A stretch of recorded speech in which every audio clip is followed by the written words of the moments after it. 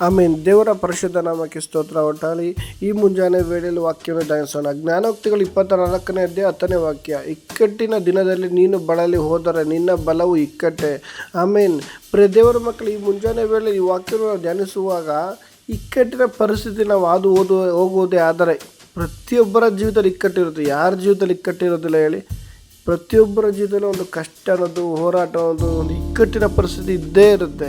ಅದನ್ನು ಸಹಿಸಿ ನಿಲ್ಲಬೇಕು. ಇಕ್ಕಟ್ಟನ್ನು ನೋಡ್ಕೊಂಡು ಅಯ್ಯೋ ನನಗೆ ಇಕ್ಕಟ್ಟಾಯಿತು, ಅಯ್ಯೋ ನನಗೆ ಕಷ್ಟ ಬಂತು, ಅಪ್ಪ ಅಮ್ಮ ಅಂತ ಗೋಳಾಡೋಂಗೆ ಕೂತ್ಕೊಂಡ್ರೆ, ಅದಕ್ಕಾಗಿ ದೇವ್ರ ವಾಕ್ಯ ಇಕ್ಕಟ್ಟಿನ ದಿನದಲ್ಲಿ ನೀನು ಬಳಲಿ ಹೋದರೆ, ಬಳಲಬಾರ್ದು, ದಿನದಲ್ಲಿ ಗೋಳಾಡಬಾರ್ದು, ಅದಕ್ಕಾಗಿ ನೀನು ಬಳಲಿ ಹೋದರೆ ನಿನ್ನ ಬಲವು ಇಕ್ಕಟ್ಟೆ. ಯೇಸು ಸ್ವಾಮಿ ನೋಡುವುದಾರೆ, ಯೇಸು ಸ್ವಾಮಿ ಜೀವಿತದಲ್ಲಿ ಎಷ್ಟು ಇಕ್ಕಟ್ಟಿನ ಪರಿಸ್ಥಿತಿ ಬಂತು, ಶಿಲುಬೆಗೆ ಹಾಕಿದ್ರು, ಚಾಟಿ ತೊಗೊಂಡು ಬಿಡ್ತಾರೆ, ಒಂದು ಸಾಯೋ ಪರಿಸ್ಥಿತಿ ಬಂದರು, ಸಹಿಸ್ಕೋದು ಆತನ ದೇವರಲ್ವಾ. ಕ್ಷಣ ಮಾತ್ರದಲ್ಲೇ ದೇವರಲ್ಲಿ ಎಲ್ಲರೂ ಬದಲಾಯಿಸ್ಬೋದು. ಆದರೆ ದೇವ್ರು ಏನು ಮಾಡಿದ್ರು? ಸಹಿಸ್ಕೊಡೋದ್ರು. ಅಲ್ಲಿ ಸಹಿಸಿ ನಿಲ್ಲದಕ್ಕಾಗಿ ಈ ದಿನ ನನಗೂ ನಿನಗೂ ಪ್ರತಿಯೊಬ್ಬರಿಗೂ ರಕ್ಷಣೆ ಉಂಟಾಯಿತು. ಆತನ ಯೇಸು ಸ್ವಾಮಿಯನ್ನು ಸಹಿಸ್ಕೊಂಡಿದ್ದಾರೆ. ಆಮೇಲೆ ನಾವು ಸಹಿಸ್ಕೊಬೇಕಲ್ವ ಪ್ರಿಯ ದೇವರ ಮಕ್ಕಳೇ?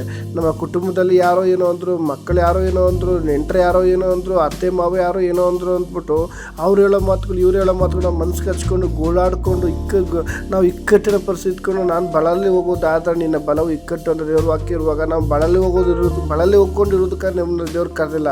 ಅದ್ರ ಮೊದಲು ನೀನು ದೇವ್ರನ್ನ ನೋಡಬೇಕು ಪ್ರಿಯ ದೇವರ ಮಕ್ಕಳೇ. ನಿನ್ನ ದೇವ್ರನ್ನ ನೋಡುವುದೇ ಆದರೆ ನಿನ್ನ ಇಕ್ಕಟ್ಟಿನ ದಿನದಲ್ಲಿ ದೇವ್ರು ಮಾರ್ಪಡಿಸ್ತಾರೆ. ನಿನ್ನ ಇಕ್ಕಟ್ಟು ಯಾವುದೇ ಪರಿಸ್ಥಿತಿಯಲ್ಲಿರ್ಬೋದು, ಆತ್ಮಿಕ ಜೀವಿತದಲ್ಲಿರ್ಬೋದು, ಸಾಂಪತ್ತಿಕ ವಿಷಯದಲ್ಲಿರ್ಬೋದು, ಕುಟುಂಬದಲ್ಲಿರ್ಬೋದು, ಅಥವಾ ನಿನ್ನ ಜೀವಿತದಲ್ಲಿ ಕುಟುಂಬದ ಕಾರ್ಯಗಳು ನೋಡುವಾಗ ನಿನ್ನೊಂದು ಇಕ್ಕಟ್ಟಿನ ಪರಿಸ್ಥಿತಿ ಒದ್ದಾಡ್ತಾ ಇರ್ಬೋದು. ನನಗೆ ಯಾರು ಬಿಡಿಸೋಕ್ಕೆ ಯಾರು ಇಲ್ವೇ, ನನ್ನ ಸಹಾಯ ಮಾಡೋಕ್ಕೆ ಯಾರು ಇಲ್ವೋ ಅಂತ ಗೋಳಾಡ್ತಿರ್ಬೋದು, ಬಳಲ್ತಾ ಇರ್ಬೋದು.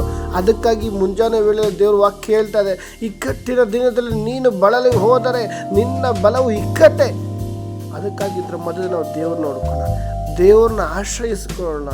ಆವಾಗ ದೇವ್ರನ್ನ ಆಶ್ರಯಿಸಿಕೊಳ್ಳುವಾಗ ನಿನ್ನ ಜೀವಿತದಲ್ಲಿರುವಂಥ ಎಲ್ಲ ಹೋರಾಟ, ಇಕ್ಕಟ್ಟಿನ ಪರಿಸ್ಥಿತಿಗಳನ್ನು ಆತನ ಬಿಡಿಸಿ ನಿನ್ನ ನಡೆಸ್ತಾರೆ. ಈ ವಾಕ್ಯ ಮುಖಾಂತರ ದೇವ್ರು ನಿಮ್ಮೆಲ್ಲರನ್ನೂ ಆಶೀರ್ವದಿಸಲಿ. ಆಮೇನ್.